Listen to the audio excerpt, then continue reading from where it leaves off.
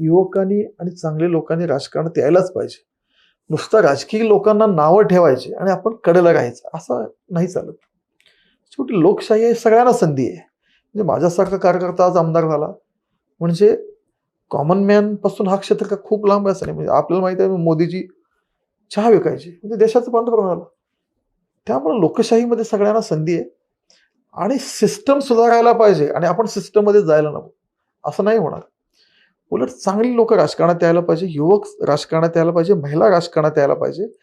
जेणेकरून राजकारणाची प्रतिमा अजून स्वच्छ होईल आणि चांगली लोक जर राजकारणात नाही आले, तर मग राजकारणात फक्त चुकीचेच लोक राहतील आणि भारतासारख्या जगातल्या सगळ्यात मोठी लोकशाही जिथं आपल्या देशात आहे, अशा ठिकाणी युवक, युवती, महिला या जर लांब राहिले राजकारणापासून, तर ह्या सुदृढ लोकशाही सुदृढ किती दिवस राहील, या लोकशाहीचं आयुष्य किती राहील, याच्यावर प्रश्नचिन्ह निर्माण होईल.